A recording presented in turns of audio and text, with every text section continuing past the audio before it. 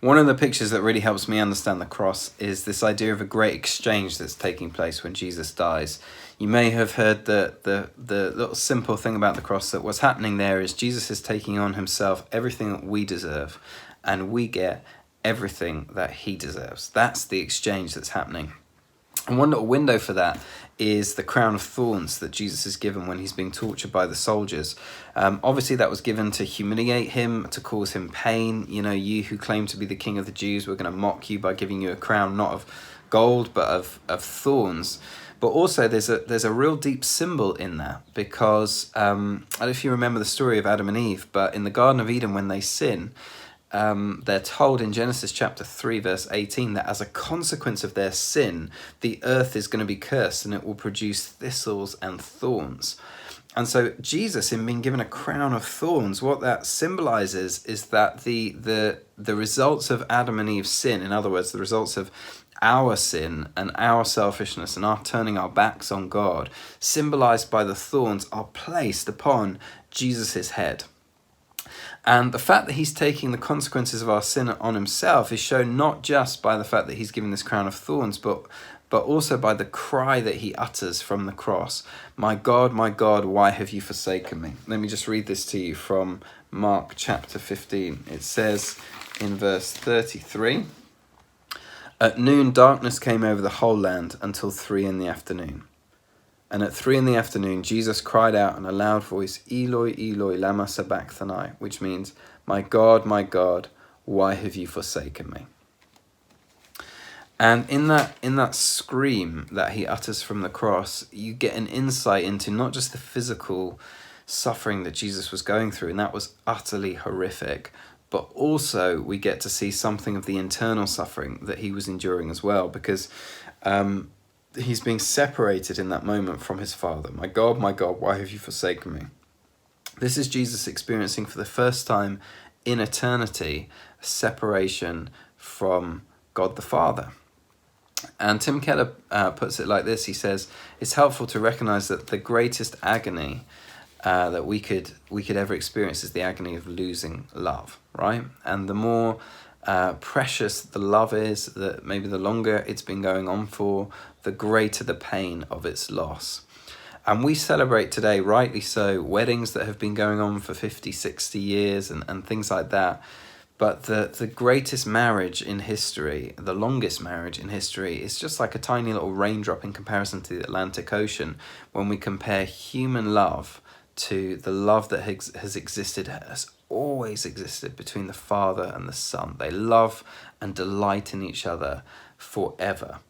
And then in this moment on the cross, by mutual agreement, Jesus is agreeing to be cut off from God the Father, because that's what we deserve. And he's taking on himself that we deserve.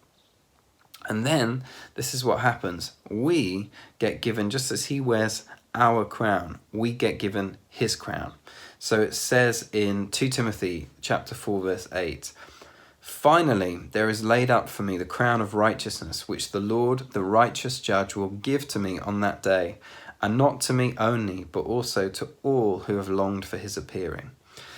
So what's happening on the cross, and really throughout Jesus' life, but it culminates in this moment, is Jesus has lived this life of perfect obedience, and we get the reward for it. So every morning when we wake up, God the Father looks at us, and it's as if he sees us having lived this life that Jesus lived, this life of perfect obedience. That's the good news of the cross. Think about it like, you go into battle one day and you just perform terribly and you're terrified and you hide and you end up being a coward and running in the opposite direction. Meanwhile, there's someone next to you who performs amazingly and they're brave and they're courageous and they put their life on the line and they're awarded the Victoria Cross. But then when you get home, they say, no, I want you to have it. And you go to the award ceremony, they pin it onto your chest. For the rest of your days, everyone salutes you as if you performed courageously in battle in that moment. It's like they did it, but then you get rewarded for it. That's what's happening on the cross. I remember hearing someone talk about it. It's a little bit cheesy, but I find it quite helpful. This picture of, they said, imagine like you're playing in the Father's house, and you're hanging out in his house, and then you decide you want to go out and play with your mates.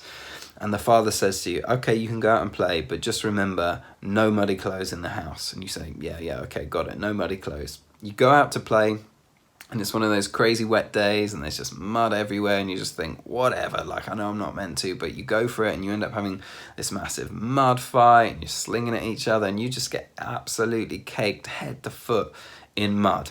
And then you go back to the house, and you see on the sign, it says, no muddy clothes allowed. And you realize, okay, well, I'm not allowed in here. And for some of us, that's how we can feel when we talk about approaching God. You know, we can feel like we're too dirty to come near him. Coming near him is just for holy people. And we look at our sin and we look at our shame and we think, I'd love to know God, but look at me. No muddy clothes allowed. And then imagine the door opens and out pops Jesus, you know, and he's smiling and he looks at you. And, you know, he sees the state you're in, and you say to him, Jesus, I really want to come in, but I can't. Look at me. It's no muddy clothes allowed. And Jesus looks at us, and he looks at our clothes, and he looks at the entrance to the house, and then he leans in and he says, hey, let's switch clothes. And you see that he is wearing the most pristine white clothes you have ever seen in your life. He leans in close and he says, let's switch clothes. And then he says, hey, don't worry about me. The Father and I agreed that this is what we wanted to do. And so you get to take off your muddy clothes and put on his clean ones and walk into the house. Meanwhile, he takes on himself all of our mud. And that's just a little picture of the great exchange. He is taking on himself all of our sin and all of our shame. Righteousness, and this is the heart of saying yes to Jesus. It's the good news. Righteousness is not something we get by trying. It's something we're given by trusting. It's a gift.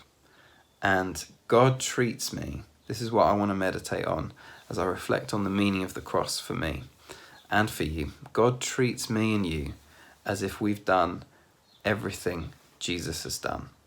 Jesus wears my crown and I get to wear his.